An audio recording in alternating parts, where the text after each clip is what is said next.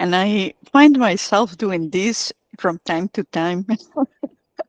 Maybe we can actually also talk about this, Ruben. It's beautiful. Yeah.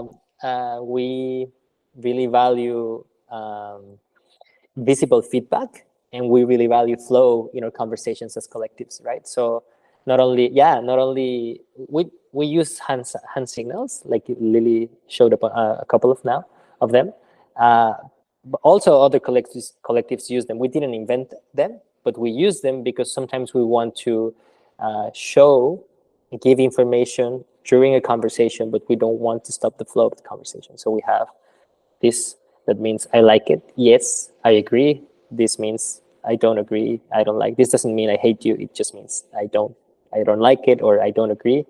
This means I don't know. Not sure, right? I don't know. This C stands for clarity. I need clarity. I have a question I didn't understand. So if a speaker sees a bunch of C's, right, then they might want to consider just asking if they have any questions, whatever. This we have for focusing, because we really value efficiency in our conversations as well. So we want to focus sometimes. This means I hold you. You would usually see people sharing vulnerable things in our communities because we give space for feelings as well, right? We want that complexity of the human experience. So this means I hold you, I'm with you, I embrace you. This means silence, right? When you see a person doing this, then we replicate until everyone becomes silent. And then we have this. That means I like it times 10. Like I really, really like it. Yeah, whoo. And you can add whatever sounds you want. And then each community has their own, their own ways of expressing through hand signals. And depending on the needs, depending on the flows, depending on the people, depending on their experience, they create their own signs. Right? Well, and I will go to this one. Important with also our change app and change app meeting and so on. So maybe you can tell a little bit more about the practice that we have. Sure. So this delta, we throw it when we want to change something about the process, right? During a change of meeting, if you don't know what change of meeting, you can go to the resources. If you don't know what change of meeting means, you can go to the resources, right, and find out. We have a community mastery board. So these we use it during the change of meetings, but we also use it in other places and in other moments to outline or to mention that we want to change something about the process of the experience, right? Like a meta.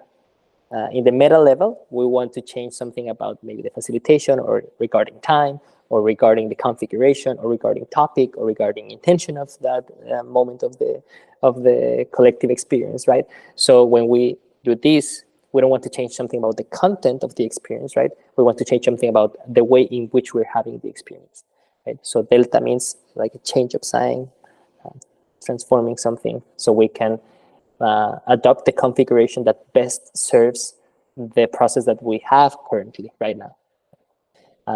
Like that's the main thing for me. Like we don't offer something perfect. We offer something that has worked for us fundamentally, and then like translating that into the reality of the conventional schools could look like maybe turbulent sometimes, of course, because we have different settings, right? But it doesn't mean that we can't start exploring in those settings what services, like what service this could bring for them, right? What gifts this could bring for them. So as I said, try it out, go to the resources, find something you feel inspired by, try it, and tell us what happens when you try.